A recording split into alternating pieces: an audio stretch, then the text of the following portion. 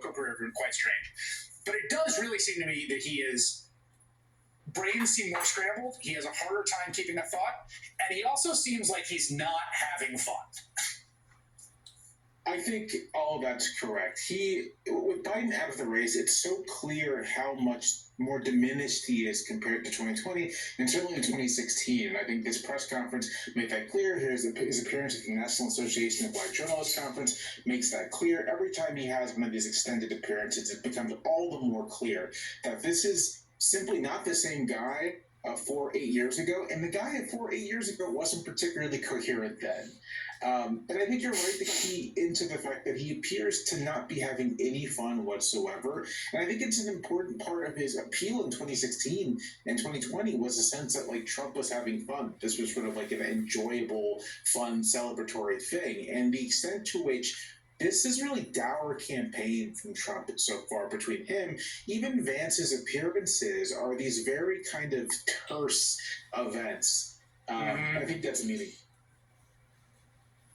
Meredith, you have a book out about Trump in exile, which is probably about his time down in Mar-a-Lago. And it was there was something kind of darkly comedic to me about the fact that, people are noting the fact that J.D. Vance is flying all over the country. Harris and Walz are doing all these events. Trump has one event, so he's like, fine, I'll do an event. Come down to Mar-a-Lago.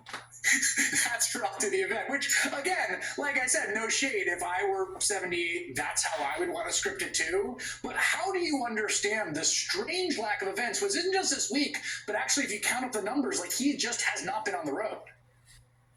Well, he was asked about that today at the press conference, and he scoffed at it, pushed back at the question. But the press conference we saw today, this was classic Trump in so many ways. Look, he was trying to contrast himself with Vice President Kamala Harris, who's received some criticism about not doing any interviews or press conferences herself.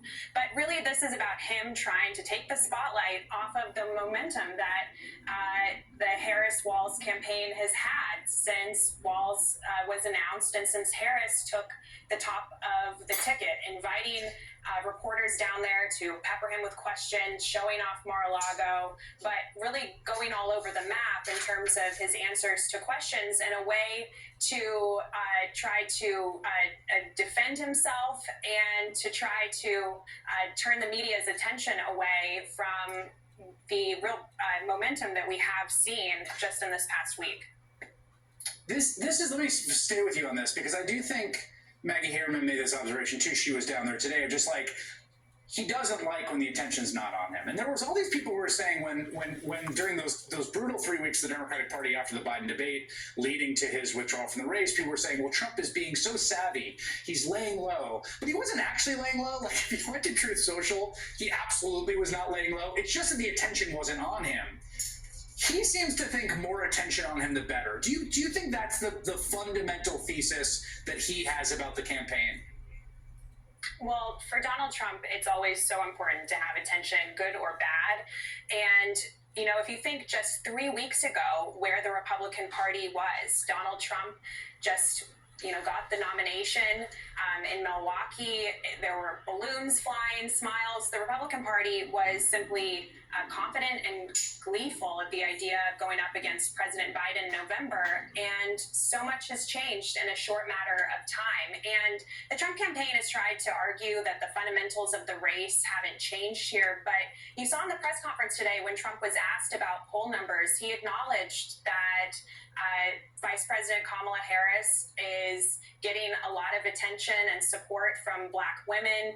And it was sort of a tacit acknowledgement of the state of the polling and the new state of the race now that Harris and Walz are on the ticket.